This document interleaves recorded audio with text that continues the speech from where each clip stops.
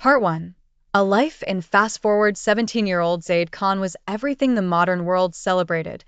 Fast-talking, tech-savvy, and always in motion.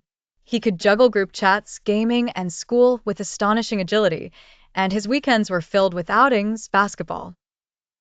Yet something deeper was missing, though he couldn't name it. His father, Yusuf, often tried to slow him down. Beta, you rush through life like you're racing against it. Sit. Listen. Say salam properly when you see someone older. Zaid usually rolled his eyes. Baba, we live in a digital age, not a village.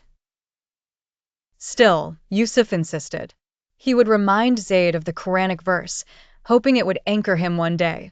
And we have enjoined upon man care for his parents. Quran 29:8. Respect doesn't just start and stop with your parents. It extends to all elders, Yusuf said once, his voice heavy with quiet hope. Zaid would nod half-heartedly, lost in the world of his screen again. Part 2. The man on the bench in the park near their neighborhood stood an old wooden bench beneath a leaning eucalyptus tree. On that bench sat Uncle Salim, a man in his late 70s with a tattered coat, a faded cap, and a walking stick worn from decades of use. Every afternoon without fail, Salim came, sat quietly, and watched the world. He had no phone, no headphones, no distractions, just time, and a heart full of stories no one seemed to want. Most teenagers ignored him. Some even mocked him. Zaid noticed him occasionally during his shortcut through the park, but never gave him more than a passing glance, until one day, his phone died mid-conversation, and the park was the only place with a bit of peace to wait for his friend. The bench was empty, except for Uncle Salim. Zaid sighed, sat beside him, and reached for his dead phone again. "Young man," Salim said, "you remind me of my son." Zaid blinked, not sure how to respond. "You've got the same restlessness in your eyes," Salim chuckled. "But back in my day, we didn't have these gadgets to hide behind." Zaid smirked. "I'm not hiding. My phone just died." "Then maybe Allah wants you to talk to an old man today." Part 3.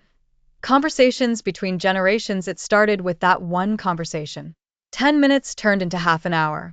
The following week, Zaid found himself walking the same path again, not because he had to, but because he wanted to.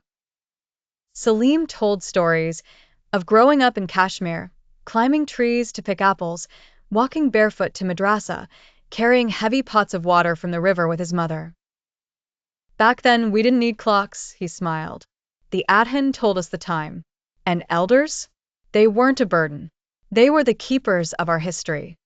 Zaid found himself listening more than speaking, a rare phenomenon for someone his age.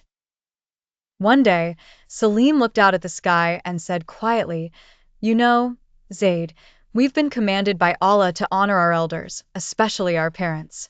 But it's deeper than just obedience. It's about seeing value in those who can't run as fast as you." Then he recited gently, "And we have enjoined upon man care for his parents." Quran 29:8.